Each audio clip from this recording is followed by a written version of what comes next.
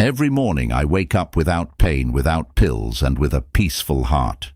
I am 94 years old and I still live alone.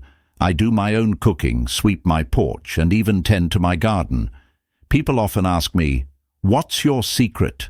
And the truth is, there is no magic. Just 5 simple morning habits that I started many years ago and stayed consistent with. Now, I know if you are listening to this, you might be dealing with morning stiffness, fatigue, or a foggy mind. Maybe your doctor told you that's just aging, but I am here to tell you they are wrong. You do not have to live that way. Today I am going to share the exact 5 things I do every single morning that have kept me not just surviving but thriving, without any medications, without any fancy routines. And these are habits any woman, no matter your age, can start tomorrow morning. One of these habits helped my friend regain her balance and stop needing a walker. Another completely changed how I sleep at night. And the third one, it made me feel more mentally sharp than I have in decades. If you give me just a few minutes of your time today, I promise to give you back something even better: hope, strength, and a plan you can actually follow. 1. The one glass of water that changed everything. Let me ask you a question. How do you start your morning?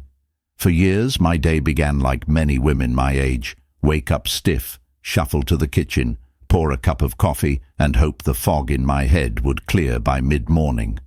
But that fog, that stiffness, that heaviness, it was not just aging, it was dehydration, and it was silently making things worse every single morning. I learned this when I was 75. That year, I started getting dizzy spells. My fingers would feel swollen. My knees ached before I even stood up. My doctor said, "That is just what happens in your 70s. But deep down, I did not accept that. I started reading, digging, asking questions, and what I found shocked me. We lose nearly 1 liter of water every night just through breathing and skin evaporation. That is about 4 full cups. And yet, what do most of us do the moment we wake up? We reach for coffee, which actually dehydrates us further. It is like trying to drive your car with no oil. Studies from Johns Hopkins Medicine have shown that even mild dehydration in people over 65 can reduce brain function by over 25%. It also increases inflammation, which makes joint pain worse, and can even accelerate aging in the brain. That was enough to make me change. So I began a simple ritual, and I have not skipped it in nearly 20 years. Here is what I do. Every night before I go to bed, I pour a glass of room temperature water, 16 ounces to be exact. I add just a pinch of natural sea salt, not table salt, not flavored powder, just a pinch of mineral-rich salt. And when I wake up, before coffee, before breakfast, before I even talk to anyone, I drink it all. That one step, just 30 seconds, changed how my entire day feels. Within the first few mornings, I noticed my knees felt smoother, my hands less swollen, my thoughts were clearer before 8 o'clock. Why the salt? Because your body needs electrolytes to absorb the water at the cellular level. The small amount of salt helps your cells pull in the hydration, restoring balance faster. This process is called osmotic absorption, and it is critical after 8 hours of fasting and fluid loss. For those who do not love plain water first thing, I sometimes add a small squeeze of lemon. But no sugar, no honey, and no juice. Anything sweet can trigger an insulin response that interferes with your body's ability to reset metabolically. Now, let me tell you about my friend Mary Lou. She is 82, lives down the street, and had been dealing with daily headaches and occasional faint spells. Her doctor gave her blood pressure medication, but nothing worked. One afternoon, I told her about this little water ritual. She laughed. That is too simple to make a difference. But she tried it. 3 days later, the headache stopped. A week later, she called me and said, "I woke up and stood up without holding onto the wall." Ladies, it is not magic. It is biology. Our bodies are thirsty first thing in the morning, and when we do not listen, they protest with fatigue, dull pain and confusion. You deserve better mornings. You deserve energy and clarity. And you can start tomorrow with 1 glass of water and a pinch of salt. So tonight, before bed, fill your glass. Set it on your nightstand. Make it easy. Make it beautiful. Add a slice of lemon if you like. And in the morning, before anything else, drink deeply. It is one act of love for your body, and I promise it will love you right back. 2. Let the light in. How morning sunlight restores balance and joy. Do you remember when mornings used to feel fresh? When the sun came through your curtains and you felt ready to take on the day? I remember. And I remember when that feeling started to fade. In my 70s, even though I was sleeping the same hours, I started waking up tired. I was in bed by 10 o'clock, up by 6 o'clock, but still groggy, still low in mood. I'd sit with my coffee and feel like I was watching the world wake up without me. Then one day my granddaughter asked a question that changed everything. She said, "Grandma, why don't you ever sit on the porch in the morning anymore?" That hit me. I used to love that time. The light, the quiet, the birds. But somewhere along the way, I'd stopped stepping outside first thing. I was too busy, too tired, too distracted, and I didn't realize what I had been missing. Let me tell you what I've since learned and why every woman over 60 needs to hear this. Your body runs on a rhythm, a natural clock called the circadian rhythm. And it does not just affect sleep. It controls over 150 functions in your body. Hormones, digestion, immune health, mood, even how well your body repairs itself overnight. But here is the key. That clock has to be reset every day. And the reset switch? It is sunlight. Not just any light, not a lamp, not your kitchen overheads, but real outdoor morning light. Studies from Stanford and the University of Colorado show that just 10 to 15 minutes of morning sunlight can boost serotonin, the feel-good brain chemical, by over 40%. That same light also tells your brain to stop making melatonin, which helps you wake up naturally and sets the stage for better sleep that same night. And it is not just about sleep. Serotonin also affects mood, appetite, digestion, and even how connected we feel to the people around us. I did not know any of this when I was 77 and feeling low. I just knew that I missed feeling awake. That's when I started my morning porch ritual again. Here's what I do, and what I hope you'll try. Every morning, within 30 minutes of waking, I step outside. Sometimes I bring my tea, sometimes I just breathe. I stand or sit quietly for 10 to 15 minutes. No sunglasses, no glasses if I can help it, and I let the light hit my eyes. It is important the light enters through your eyes, not just your skin, because special receptors in your retina signal your brain to reset your internal clock. Without that signal, your body stays in sleep mode all day long. That is why artificial lights and indoor windows do not have the same effect. Even on cloudy days, the light outside is strong enough to do the job. And if it's cold, I wrap up in a shawl and go anyway. I've even done it in the rain under my porch roof just to get that light. Let me share the story of my dear friend Dolores. She is 81 and has struggled with insomnia for years, tried melatonin, teas, even prescription sleep aids. Nothing truly worked. One Sunday after church, I told her about my sunlight habit. She laughed at first. "I don't think sitting on the porch is going to fix my sleep," she said. But I asked her to try it for 1 week. That Friday, she called me. "I fell asleep last night at 9:30 and I didn't wake up until 6. I haven't done that in a decade." Since then, she started taking her coffee outside each morning and says it is now her favorite part of the day. Ladies, we grew up in a generation that often told us to stay busy, stay productive, stay inside. But our bodies are wiser than that. They need the rhythm of nature, and we are never too old to reconnect with it. So tomorrow, open that front door. Step out, even just for a few minutes. Let the sunlight touch your face. Let your eyes take in the morning. It is not just light, it is life. And if you listen closely, you might even hear your body whisper, "Thank you." 3. Just 4 minutes to keep your mind sharp. The morning brain ritual that changed everything. I want to ask you something from the heart. Have you ever walked into a room and forgotten why you were there? Or stood in the kitchen, staring at the fridge, wondering what you were about to do? I have, and I will tell you, when it first started happening to me, it scared me.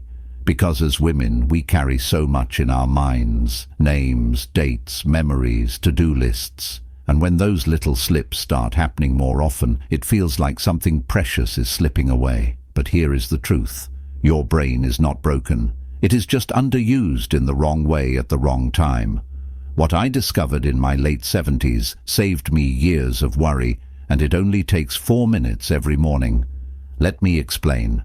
Right after you wake up, your brain is in a unique state. Scientists call it plastic, which means it is more open to forming new connections. You have higher levels of something called BBDNF, a natural brain fertilizer that helps neurons grow, connect, and repair. This window of brain opportunity only lasts a short while in the morning. If you miss it, it closes. If you use it wisely, you can strengthen your memory, clarity, and even protect against long-term decline. So what do most people do first thing in the morning? Scroll on their phones, watch the news, sit in silence with their worries. But what if instead you gave your brain just 4 minutes of purposeful, joyful engagement? I call it my morning mind tune-up, and I have done it every day since I turned 70. It looks like this. 1 minute. Solve a simple math problem. Maybe it is 23 plus 18 or 5 times 6. Keep it easy, but not automatic. This wakes up your logical brain. 1 minute. Recall a detailed memory. Close your eyes and remember your wedding day, or the scent of your mother's kitchen, or your child's first Christmas. Try to picture the scene, the faces, the sounds. 1 minute. Learn 4 new words. You can read them in a book, on a calendar, or from a list. Say them aloud. Use one in a sentence. This strengthens your language center. 1 minute. Visualize your day. Picture yourself moving through the morning, calm, strong, joyful. Visualize success. This boosts your executive brain and emotional resilience. That is it. Just 4 minutes. And yet, the impact, remarkable. I used to forget names in church. Now I remember people I met years ago. I used to fumble with words. Now I feel clear and confident. I used to feel uncertain about the day ahead. Now I walk into it with purpose. And this is not just my experience. My friend Carolyn, she's 88 and recovering from a hip replacement, kept up this practice even when she could not do physical therapy. Her doctor said her mental recovery was unusually strong for her age. It works because it is simple, gentle, and consistent.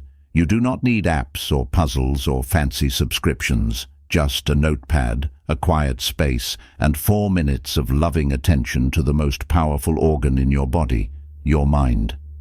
I keep a small journal by my breakfast chair. I call it my morning brain garden. Each day I plant something new, and over time it has bloomed into clarity, confidence, and even joy. So tomorrow, take those 4 minutes, before the noise, before the chores, before the world asks for anything from you. Give something to your mind. You're not losing your memory, you're reclaiming it, 1 minute at a time. 4. Move with grace. The gentle morning routine that keeps you independent. Let me tell you a little secret. It is not youth that keeps you independent. It is mobility. The ability to get out of a chair without pain, to bend down and pick something up without fear, to walk across your kitchen or your garden with confidence. And I will tell you this, not everyone over 80 can do that, but you can. And it starts with how you move in the first 30 minutes of your day. I used to believe, like many women, that stretching was the best way to wake up the body. I had an old VHS tape with yoga poses from the 90s. I'd reach for my toes, twist my back, roll my neck, and wonder why I felt worse afterward. Then, at 86, I started feeling pinches in my lower back. Getting up from the couch became harder. One morning, I lost my balance trying to put on socks, and that scared me. So I went to a physical therapist who specialized in older women, and what she told me changed everything. She said, "The stretches you did in your 40s are no longer helping. In fact, they may be harming. Here is why. As we age, our joints lose moisture, our connective tissues become less flexible, and our spine becomes more sensitive to certain types of pressure and twisting. What worked decades ago can now cause small tears, inflammation, and instability. But movement is still essential. We just have to move smarter, with purpose, with gentleness, and in a sequence that respects our biology. I now follow what I call my inside-out mobility sequence. It is only 7 minutes long, but it is the reason I can still garden, kneel to pray, and carry my laundry up and down the steps. Let me walk you through it. Step 1. Shoulder circles, 30 seconds, sit upright in a sturdy chair. Let your arms rest by your sides. Slowly make small circles forward for 15 seconds, then backward for 15 seconds. This increases circulation in your upper body and warms up stiff shoulder joints. Step 2. Seated marching. 1 minute. Stay in your chair. Lift one knee, then the other, like a gentle march. Go slowly and breathe deeply. This activates your core and brings blood flow to your hips and legs. Step 3. Doorway chest expansions. 30 seconds. Stand in a doorway with your hands on either side at shoulder height. Gently lean forward until you feel a stretch across your chest. Hold it for 30 seconds. This helps undo the rounded posture we often get from years of caregiving, typing, or hunching over. Step 4. Supported squats. 1 minute. Stand in front of a counter or the back of a sturdy chair, holding on lightly. Bend your knees just a little, only as far as comfortable, then return to standing. Repeat slowly. This strengthens the thighs and glutes, your body's strongest muscles and key to staying independent. Step 5. Seated ankle circles, 1 minute each foot. Sit again, lift one foot, and slowly circle the ankle clockwise for 30 seconds, then counterclockwise. Repeat on the other foot. These tiny movements improve balance and blood flow and help prevent falls. That is it. 7 gentle minutes. No floor, no mats, no pain. And the result? My joints no longer ache when I wake up. I can carry groceries, lift a grandchild, and move with confidence. And maybe most importantly, I feel powerful in my own body. Let me share the story of Nancy. She is 87 and used to rely on a walker, especially in the mornings. She thought that was just her new normal. But after just 2 weeks of this mobility sequence, she no longer needed her walker around the house. She said, "I feel like my body finally woke up." Ladies, you do not need to accept stiffness as your destiny. Your body may be older, but it still wants to move. It still wants to serve you. All it needs is a little warmth, a little rhythm, and a little love. So tomorrow morning, before you rush to make breakfast or check your phone, take 7 minutes. Make this your sacred movement, your morning act of self-respect. And remember, mobility is not about vanity, it is about dignity. 5. Feed your strength. The breakfast that keeps you standing tall. Let me ask you something simple but important. What did you eat for breakfast this morning? Toast, a banana, a cup of coffee, maybe a little jam on an English muffin. Now let me ask something else. Did you feel full of energy afterward? Or did you crash by mid-morning and need another cup of coffee just to get going? For years, my breakfast was exactly that. Light, sweet, and fast. I thought I was doing the right thing. I believed that as I got older, I needed to eat light in the morning. But I was wrong, and I paid for it with muscle loss, fatigue, and a feeling of weakness I could not explain. What I did not know then is what I want to share with you now, because it changed everything for me. After the age of 60, something shifts in your body. Your muscles become resistant to growth, even if you are eating the same amount of protein as before. This is called anabolic resistance. It means your body does not build or maintain muscle as easily. You need more protein, and you need it at the right time.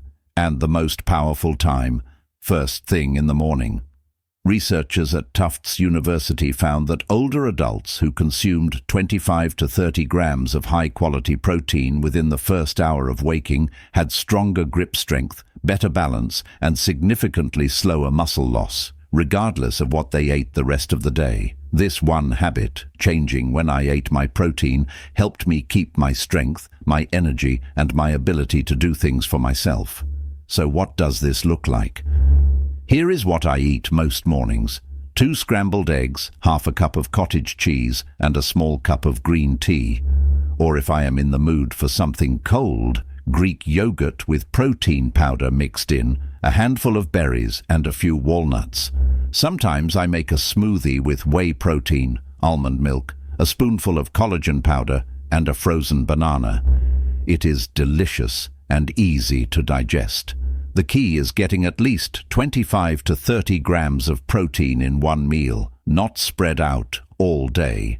That concentrated dose is what your muscles need to wake up and respond. Let me tell you about my friend Viola. She is 91 and one of the sharpest, most graceful women I know. But a few years ago, she started struggling to lift her grocery bags.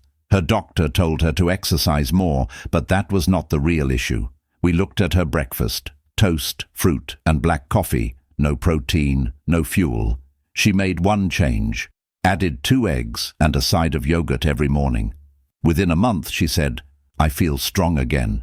I feel like myself." That is the power of feeding your body what it needs, when it needs it. And here is one more tip. Eat your protein after your mobility routine. Moving first improves blood flow to your muscles, making them more responsive to the protein that follows. So move, then fuel.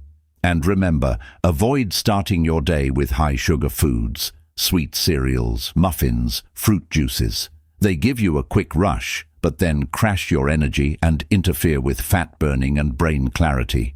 You do not need a bodybuilder's diet. You do not need fancy powders or expensive meals. Just real food, real protein at the right time. Because when you feed your strength, you feed your independence. You feed your ability to rise from your chair, to reach that top shelf, to carry your grandchild, to walk into the world tall and steady. And that, my dear friends, is worth far more than any number on a scale.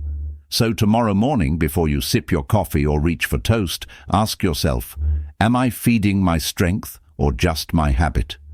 Your muscles are still listening. Give them what they need, a morning that loves you back. So there you have it.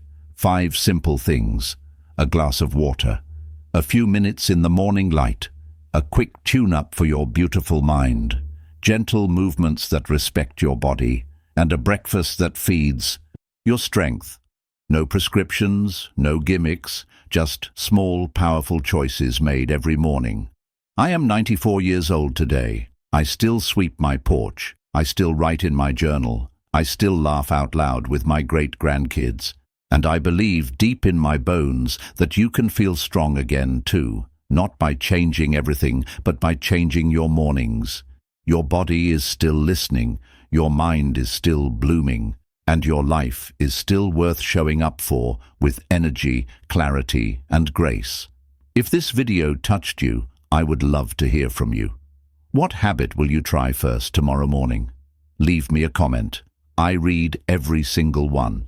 And if you know a sister, a friend, a neighbor who needs this message, share it with her. We are never too old to grow, never too late to feel better. And next week, I will be sharing the evening habits that help me fall asleep naturally without a single sleep aid. So hit that subscribe button if you have not already. Until then, may your mornings be gentle, your steps be steady, and your heart feel light. With love, from one wise woman to another.